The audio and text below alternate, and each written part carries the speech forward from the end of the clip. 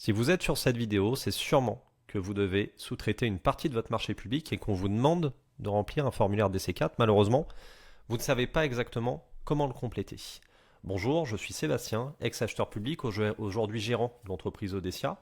Depuis 9 ans maintenant, on accompagne des centaines d'entreprises à répondre au marché public. Et aujourd'hui, l'objectif, ça va être de compléter ensemble le formulaire DC4. Alors, avant de commencer, moi ce que je vous conseille déjà, c'est d'avoir sous les yeux votre dossier de consultation des entreprises et d'avoir en face un formulaire DC4 vierge. Attention, point important, prenez bien le dernier formulaire DC4 en vigueur sur le site du ministère de l'économie, à savoir le DC4 qui a été mis à jour pour l'instant le 12 octobre 2023. C'est important, ne prenez pas l'ancienne version. Premier point. Ensuite, il faut bien comprendre ce qu'est un formulaire DC4 finalement. C'est une déclaration de sous-traitance, c'est le formulaire officiel à partir duquel vous allez déclarer un sous-traitant. Et son objectif, ça va être quoi? Ça va être d'identifier précisément votre sous-traitant, de décrire les prestations que vous lui confiez, de savoir s'il a le droit au paiement direct, etc. pour qu'ensuite l'acheteur puisse analyser les capacités de votre sous-traitant et puis accepter ou refuser votre sous-traitant. Point extrêmement important, sachez qu'un sous-traitant peut être déclaré à deux moments, soit lorsque vous répondez à son appel d'offres, soit lorsque vous exécutez votre marché public. Voilà, passé ces éléments, on va voir ensemble comment compléter petit à petit le formulaire DC4. La première chose à compléter, c'est l'identification de l'acheteur. C'est très simple, ici vous voyez, j'ai commencé, il faut que vous mettiez le nom de l'acheteur public. Si vous répondez par exemple à la mairie de Paris, vous mettez mairie de Paris, c'est aussi simple que ça. Sur l'objet du marché public, là c'est aussi très simple, il faut que vous alliez regarder dans le dossier de consultation des entreprises, vous avez sûrement en page de garde par exemple du règlement de la consultation, l'objet du marché. Et si vous ne le trouvez pas, allez dans les articles du CCTP, du CCAP ou du règlement de la consultation et vous allez avoir l'objet du marché public que vous allez devoir reporter dans la partie B du formulaire DC4. Sur la partie C est un tout petit peu plus complexe, mais vous allez voir, on va l'expliquer ensemble. La présente déclaration du sous-traitant constitue un document annexé, un acte spécial ou un acte spécial modificatif. Je vous explique ça tout de suite. Un document annexé à l'offre du soumissionnaire, c'est le cas de figure où vous soumettez votre DC4 en même temps que votre réponse à un marché public. Si c'est le cas, vous cochez cette case-là. Si vous êtes déjà titulaire du marché et que vous présentez votre sous-traitant en étant titulaire du marché, vous cochez cette case-là. Et enfin, si vous avez déjà déposé un DC4 et que vous souhaitez modifier le DC4 que vous avez fourni à l'acheteur préalablement, eh bien vous cochez cette case-là. C'est aussi simple que ça. Une fois que vous avez coché la bonne case, vous pouvez passer à la partie D, identification du soumissionnaire. Ici, comme son nom l'indique, on parle soit du soumissionnaire, donc de la personne qui soumet une offre à un appel d'offres, soit le titulaire, ça veut dire celui qui exécute déjà l'appel d'offres. Pour cela, vous allez devoir mettre votre nom commercial, votre adresse postale, votre mail, votre numéro de téléphone, votre SIRET et la forme juridique de votre entreprise. Si vous avez répondu ou si vous répondez en groupement momentané d'entreprise, eh bien vous mettez ici le mandataire du groupement, pas besoin de mettre l'intégralité des membres du groupement.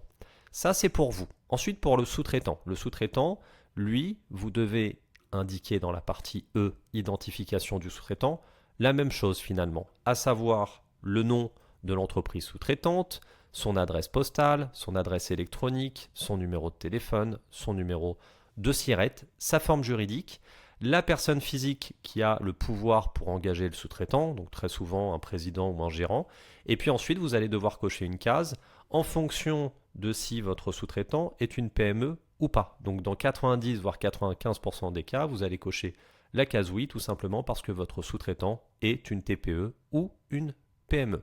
Sur cette partie-là, dans 99% des cas, vous n'allez pas vous embêter à cocher une des deux cases. Pourquoi? Parce que c'est uniquement pour les marchés de défense ou de sécurité et c'est uniquement pour certains types de prestations. Donc si vraiment vous êtes sur un marché de défense et de sécurité et que vous rentrez dans certaines conditions de travaux de construction, de marché de services ou de fourniture, eh bien vous allez devoir expliquer si votre sous-traitant est lié ou pas au titulaire. Exemple très simple, le sous-traitant que vous présentez à l'acheteur est une filiale du titulaire du marché. Là par exemple, vous cochez oui. Pour la nature maintenant des prestations sous-traitées, à savoir la partie F. Il va falloir préciser dans un premier temps, et ça c'est obligatoire, la nature des prestations que vous allez sous-traiter. Exemple très simple. Vous êtes producteur de textile, vous sous-traitez une partie de votre production en Chine, eh bien l'usine, l'entreprise, le sous-traitant qui réalisera cette partie de production, elle va, en termes de nature de prestations sous-traitées, réaliser ce qu'on pourrait appeler la production, la logistique, la coordination, par exemple. Mais ça va vraiment dépendre de votre cas de figure. Ensuite, cette partie-là, toute la partie relative aux données à caractère personnel, elle n'est à remplir que si le sous-traitant se voit confier le traitement de données à caractère personnel. C'est extrêmement rare. Si c'est le cas, vous devez compléter l'intégralité de cette partie en précisant quel type de données vous allez fournir à votre sous-traitant, quelle est la durée du traitement, quelles seront la nature des opérations réalisées, les finalités, etc., etc. Mais encore une fois, dans 90 voire 95% des cas, vous pouvez passer cette partie et directement aller en partie G qui concerne le prix des prestations sous-traitées. Alors ici, très souvent, l'acheteur va personnaliser cette partie. C'est ce que font beaucoup d'acheteurs. Je vous donne l'exemple du ministère des Armées pour lequel on répond d'ailleurs à beaucoup d'appels d'offres pour plusieurs clients. Ils vont personnaliser à chaque fois cette partie parce qu'elle n'est pas toujours adaptée. Donc si votre sous-traitant a le droit au paiement direct, je parle de droit. Je ne dis pas que vous allez demander à l'acheteur que ce soit du paiement direct. Un paiement direct, c'est quoi? C'est quand l'acheteur public paye en direct votre sous-traitant. Très souvent, ce que préfèrent les entreprises qui sont titulaires d'appels d'offres, c'est que l'argent transite par eux pour qu'ensuite, ça soit eux qui payent directement leurs sous-traitants. Néanmoins, là, on parle d'un droit, d'accord? Donc, même si vous ne le faites pas, il va falloir que vous indiquiez ici le montant des prestations que vous souhaitez sous-traiter à votre sous-traitant. Donc, soit dans la partie A, soit dans la partie B si vous êtes une entreprise de construction. D'accord? Donc, si vous n'êtes pas une entreprise de construction, complétez la partie A. Si vous êtes une entreprise de construction, complétez la partie B. Et c'est là où vous allez déclarer si votre sous-traitant remplit les conditions pour avoir droit au paiement direct, oui ou non.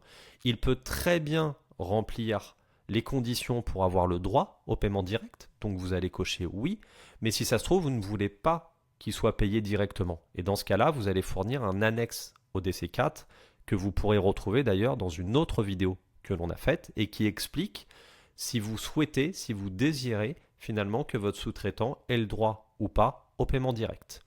Ensuite, vous allez devoir indiquer ici les différents comptes, les différents numéros de compte de votre sous-traitant. Et vous pouvez d'ailleurs fournir un RIB par rapport à ça. On vous demande enfin si votre sous-traitant demande à bénéficier d'une avance. Si c'est le cas, vous cochez oui. Si ce n'est pas le cas, vous cochez non. Dans la partie I, c'est la durée du contrat de sous-traitance en nombre de mois. Ici, il va juste falloir que vous reportiez la durée du contrat de sous-traitance parce que, point très important, quand vous sous-traitez des prestations sur un appel d'offres, vous avez normalement à côté l'obligation de faire ce qu'on appelle un contrat de sous-traitance que vous allez signer vous et votre sous-traitant, à la fois pour protéger la relation, mais aussi pour poser les obligations, les droits de chacun. Il faut savoir sur ce point que l'acheteur a tout à fait la possibilité de vous demander une copie de votre contrat de sous-traitance. Sachez-le. La partie J. La partie J, elle est extrêmement importante. Pourquoi? Parce qu'un acheteur a la possibilité d'accepter ou de refuser un sous-traitant que vous allez lui soumettre. Et pour que l'acheteur puisse analyser finalement les capacités de votre sous-traitant, il va falloir que vous lui présentiez ses capacités. Donc pour cela, vous allez devoir y mettre les effectifs, par exemple sur les 3 dernières années, les références de votre sous-traitant sur les 3 dernières années, une attestation d'assurance responsabilité civile ou responsabilité décennale.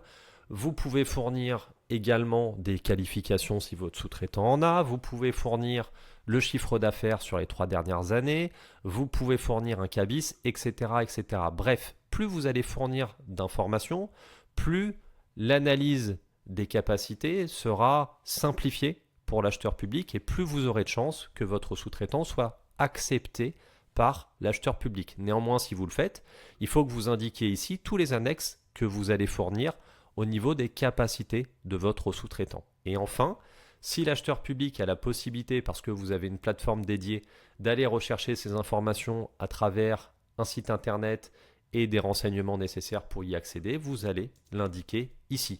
Mais très souvent, moi ce que je vous conseille, c'est de mettre ces informations en annexe, en document annexe de votre candidature pour que ce soit le plus clair possible, à la fois pour vous et à la fois pour l'acheteur public. Ici, sur la partie cas attestation sur l'honneur, je vous conseille, c'est pas que je vous conseille, c'est que vous avez l'obligation de cocher cette case qui précise que votre sous-traitant n'est pas dans un cas d'exclusion, c'est-à-dire dans un cas où il n'aurait pas le droit de postuler à un appel d'offres. Encore une fois, si le sous-traitant a mis sur un site internet, sur une plateforme, des éléments qui prouveraient qu'il n'est pas dans un cas d'interdiction, par exemple une déclaration sur l'honneur, eh bien il va mettre ici l'adresse du site internet et puis les renseignements nécessaires pour y accéder. On passe à la partie sur cession ou nantissement de créances. Il faut savoir qu'un sous-traitant qui a été accepté et dont les conditions de paiement sont agréées par l'acheteur peut céder ou nantir à concurrence bien évidemment du montant des prestations qui lui sont réglées directement, tout ou partie de sa créance. C'est ce qu'on appelle un peu de l'affacturage, si vous voulez, pour être plus simple. Et si c'est le cas, vous allez compléter la section I en fonction des hypothèses qui sont posées. Dernière chose sur la partie M, n'oubliez pas à la fin de mettre le lieu dans lequel aura été signé le contrat de sous-traitant, enfin le DC4, ainsi que la date, et d'y apposer surtout la signature du titulaire du marché et du sous-traitant. Ça vous est demandé, c'est d'ailleurs obligatoire pour l'acheteur public. Voilà, on a fait le tour concernant le contrat de sous-traitance. Un point quand même important, il existe ce qu'on appelle la sous-traitance en chaîne. La sous-traitance en chaîne, c'est quoi? C'est votre sous-traitant qui peut lui-même avoir un sous-traitant. Et c'est ce qu'on appelle, dans cet exemple en tout cas, un sous-traitant de second rang. Là, les mêmes règles s'appliquent. Ça veut dire que pour qu'il soit accepté par l'acheteur, il faut absolument un DC4 et c'est le sous-traitant du premier rang qui présente la déclaration à l'acheteur pour le sous-traitant de second rang. Voilà, on a fait le tour du DC4. Je vais vous mettre en description le formulaire DC4 commenté pour que vous puissiez avoir la notice. À vous de jouer maintenant dans vos réponses aux appels d'offres. Je sais que ce n'est pas forcément toujours évident, surtout que le cadre réglementaire français est relativement strict, mais si vous avez besoin d'aide, n'hésitez pas à vous rendre sur notre site internet www.audecia.fr.